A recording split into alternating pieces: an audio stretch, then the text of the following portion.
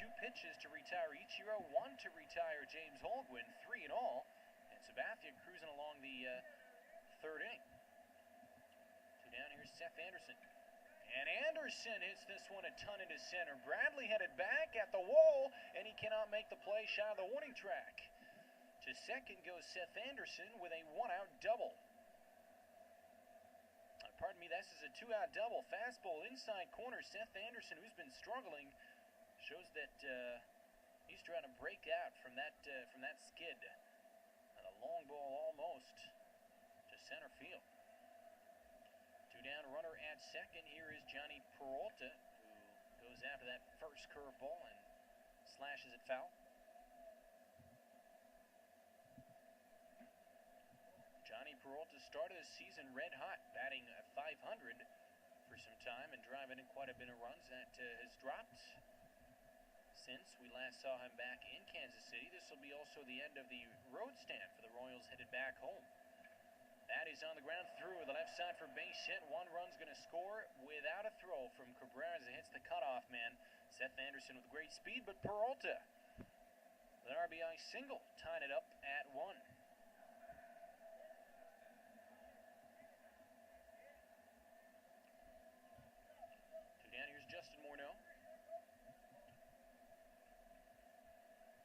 Grounded out to Gonzalez his last time. Well, the Royals getting on the board, straining a lot of runners in yesterday's game, but they did eventually get the win. I think they got 13 hits and winning it by a run. That's Morneau, crushed to right, but there's Mensch. I thought that ball had a chance.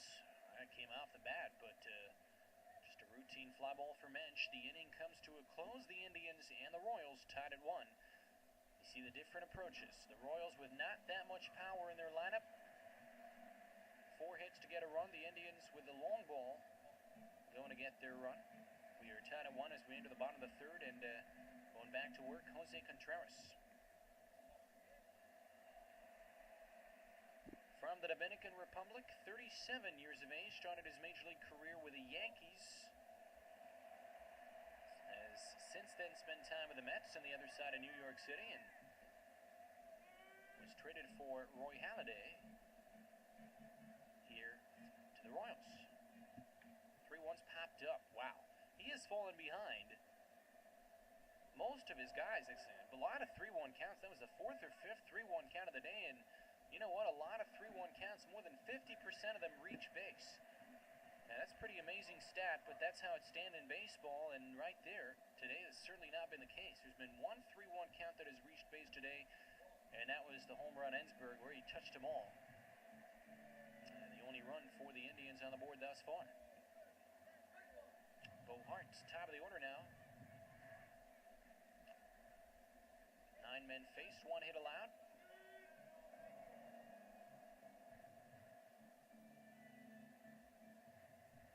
1-2 to Hart, misses.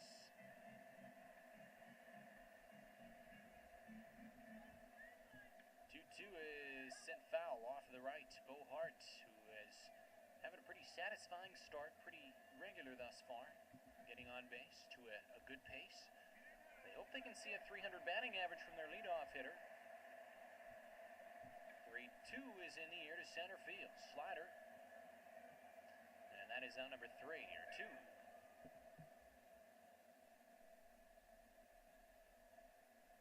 2 down to bring up Miguel Cabrera. Cabrera with 7 home runs thus far this season. Off to the good start. The average not so bad as well. Cabrera with the winning hits. Back in game 1 of the series, he brought in a 2-run, 2-out single. Back in the 7th inning, I think, of game 1. Yesterday, however, the Indians stranding a lot of runners. Not able to get that run across. And then Damaso Marte doing his usual stuff in the 9th. Just bringing on the fastball, the changeup, and the slider combined for a save. And totaling 6 saves for Damaso Marte, of which half of them have come against the Indians. This 3-1 is fouled off. A pitch, excuse me, I made a mistake earlier. An at-bat that goes 3-1, 50% of those get a hit. Not necessarily on a 3-1. Bradley, should I say Cabrera, strikes out in this at-bat. The Indians have had 6 3-1 at-bats and only 1 hit out of them, as the Kansas City Royals.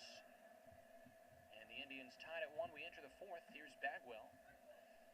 He takes a strike. Singled his last time. Trying to do just that. Would help Kansas City, and he does just that. Base it up the middle, and a good start for the Royals to try and add on to their current score. Get the Indians, try to take some momentum out of them. The Indians had won, I believe, 3 in a row until yesterday's loss. Have not yet swept a series, and it certainly will not be for today. This is the rubber match. Whoever wins this game wins the series. The Indians will head on to Detroit to play the Detroit Tigers. The Royals will host the Minnesota Twins. The Twins who are currently playing Tampa Bay. Well, they'll play them tonight, actually. 2-2 to Gonzalez. Line shot to left field. Look at how sky high that pitch was. Cabrera can't make the play. Thinking about third, most probably will get there. As Cabrera throw a little bit offline there. To third goes Bagwell. Meanwhile, to second goes Gonzalez with his second hit.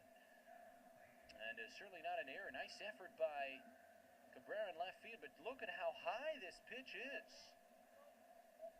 Sky high near his head. And able to get a good hack on it. Here is the dangerous man.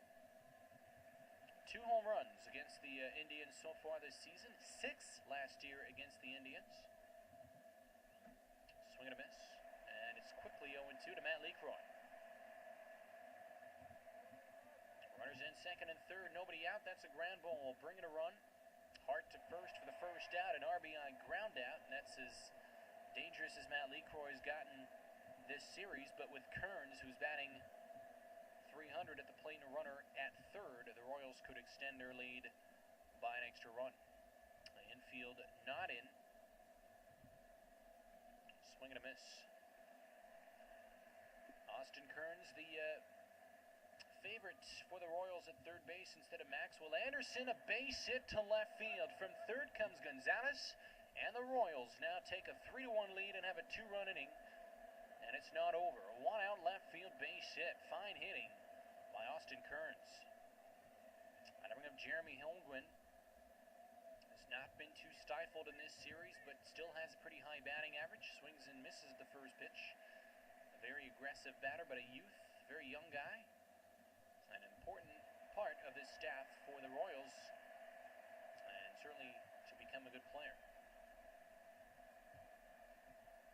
2-1 on, 1 out to Holmgren, who looks at strike 3. Home plate umpire Ian Peralta today behind the plate, just calling him out.